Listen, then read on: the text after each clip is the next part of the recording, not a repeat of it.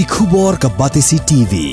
Lawan ra ashapi dak Orange Nissan Looms Hope Ho near Fire Brigade Shillong, Ryngkat bat ka M Crown Hotel Kandailat Shillong, ka Three Olives Restaurant, bala play nakbantaban Sakhi api, hapo ka Jingkynnoh jong ka Bio Bubble Antivirus Coating, Ryngkat ka Cosmic Kingdom, ka Jakai lekai bapaw ha Shillong, bala yada na ka Bio Bubble Antivirus Coating, bala le da ka Meva Enterprise.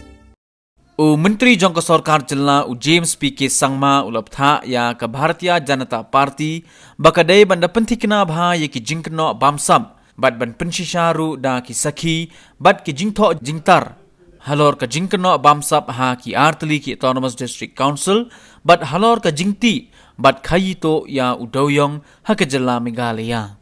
Kene ke Jingkynnoh jong uneu menteri ke Sarkar Jilla kalalong hadin shisngi ba ka kenhon jong kinongyelam ke BJP Meghalaya unit hapo ka jingyelam jong Presiden Upa Ernest Mauri kala yakendo bat kerpat ya National President jong ke BJP JP Nada ha Delhi ba untuk larlem halor ki kam Bapsap jong ki Artli ki Autonomous District Council bat ka Jingti bat Khayito ya Udoyong ha ka Jilla. Everyone is well within their rights to allege or to make accusations.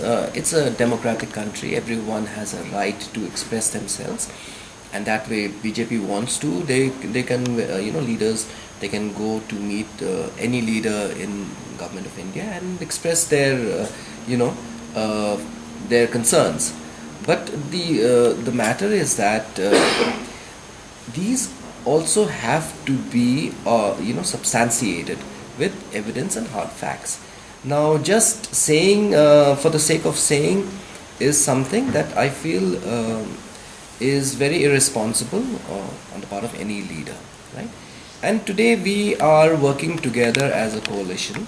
BJP is very much a part of the government, and we've always made it very clear that anything that needs to be discussed or concerns need to be raised can be raised in the right platform wherein we all come sit together and discuss this.